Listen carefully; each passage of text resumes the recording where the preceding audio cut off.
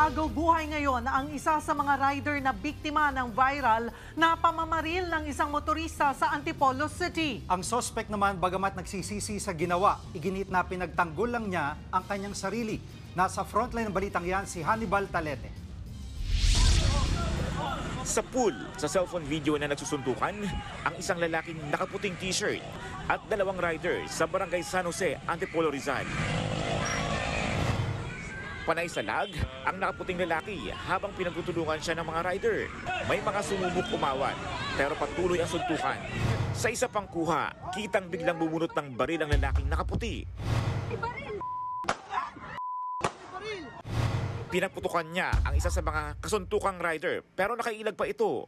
Muli niya itong binaril kaya natumba. Pinaputukan din ng lalaki ang iba pang nasa paligid.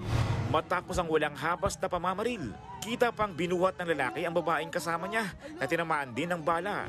Kinaladkad naman niya palayo ang natumbang rider na nasa harap noon ng kanyang sasakyan, saka siya bumalik sa SUV at sumibat. Harangan nyo! Harangan nyo! Wala nang nagawang ilang nakakita habang tumatakas ang suspect dahil sa takot na madamay. Hinabol ng mga pulis ang lalaki hanggang sa makorner sa checkpoint sa barangay Mayamot. Pinadapa ang SUV driver, pinusasan at dinala sa presinto. Ayon sa Antipolo Police, 4 ang nasugatan sa pamamaril ng suspect. Kabilang dyan ang kasuntukan niyang rider na kritikal dahil sa tama ng bala sa ulo. Tinamaan naman ng bala sa kanang braso ang anak ng nasabing rider. Nadamay din ang isang e-trike driver na umaawat sa gulo. Nasapol din ng bala sa hita ang babaeng kinakasama ng suspect. Base sa investigasyon ng pulisya, nagsimula ang gulo nang magkagit-gitaan ang suspect at ang grupo ng mga rider. Muntik na silang masagin na grupo ng nakamotor. So, yung grupo ng nakamotor na yon, kinat sila dun sa part na yon. So, kaya nahinto yun rin yung sasakyan. Giit naman ng suspect, dinepensahan niya lang ang kanyang sarili.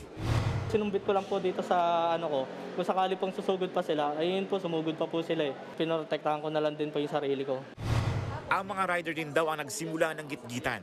Bagay na pinabulaanan ng isa sa mga biktima at anak ng critical na rider.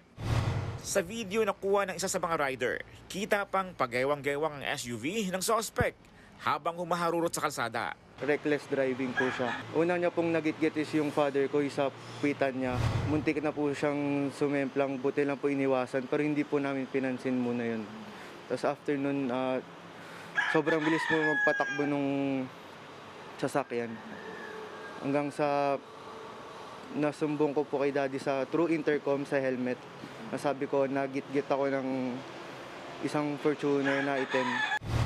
Nagbabalita mula sa frontline, Hannibal Talete, News 5. Mga kapatid, Jiggy Manikad po, iba na ang may alam at may pakialam sa panahon ngayon.